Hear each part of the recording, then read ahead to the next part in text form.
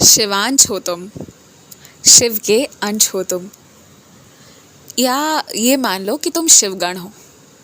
तुम शिव के हो, शिव तुम्हारे हैं, शिव तुम में है, तुम शिव में हो, सब कुछ शिव है, बस ये मान कर चलो। और जिसके बालक हो ना तुम, पूरी सृष्टि उसकी है, सारी सत्ता उसकी है। वो जो चाहे, वो जो ना चाहे, बस उसकी मर्जी चलनी है और फिर सब वैसा ही होना है। तो अब जो बात ये है ना, कुल मिलाकर वो ये है कि तुम हार तो सकते नहीं, उसकी संतान हो।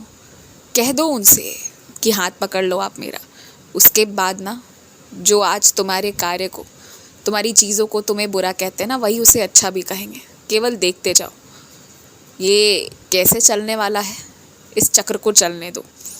और कुछ ऐसे लोग हैं ना जो तुम्हें अक्सर ये बताते हैं कि मैंने उनसे कुछ बातें कही हैं।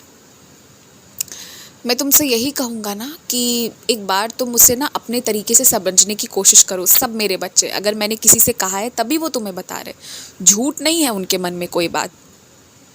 पर ना तुम्हारे समझने के तरीके में कुछ गलती हो जा रही है, गलती तुम्हारे तरफ से हो रही है, जिसके कारण ना तुम उस चीज़ को सही से समझ नहीं पा रहे और सही तरीके से उतार नहीं पा रहे। या तो चिंतन करो या फिर बिल्कुल चिंतन मत करो, किसी की बात मत सुनो, दो में से कोई एक चीज़ पर रहो। ये बीच बीच वाला जो स्थिति है ना, ये सही नहीं है। और फिर तुमने तो हनुमान जी को चोला चढ़ाने का बहुत बार सोचा, लेकिन अब तक तुमने वो कार्य पूरा नहीं किया। इस कार्य को भी पूरा करो, ये भी पूरा होना चाहिए। पता है क्या, कभी कभी तुम माता रानी को चुनरी चढ़ाओ, हनुमान जी को चोला चढ़ाओ, या मेरे लिए शाल बनवा कर लाओ। ये ना सिर्फ इसलिए कि आज घर पर जन्मदिन है या सालगिरह है या आज व्यापार के कुछ साल हो गए हैं, सिर्फ इन कारणों के लिए नहीं, पर कभी कभी ना प्रेम से। जैसे तुम कभी कभी यूं ही बाज़ार निकल जाते हो, कपड़े जूते वगैरह वगैरह खरीद कर अपने लिए, अपने घर वालों के लिए ले आती हो, ठीक उसी तरह प्रेम से कभी कभी वस्त्र आदि पहनवा देना चाहिए। क्या हम सब तुम्हारे परिवार सदस्य नहीं हैं? तो जो अपने लिए करते हो ना, कभी कभी एक आध बार वैसे भी प्रेम दिखा दिया कर। वो प्रेम निराली है, वो प्रेम का अंदाज ही अलग होता है और वो हम सबको प्रिय है। जैसे महादेव को प्रेम से एक फूल, एक तिनका भी अर्पित कर दो ना, तो वो बड़े भोले हैं, पिघल जाते हैं। बस वही बात है। तुम्हारे घर पर रखी हुई शिवलिंग की सेवा तुम्हारे से ज़रूर की जानी चाहिए। तुम महादेव की सेवा करो, महादेव की सुनो।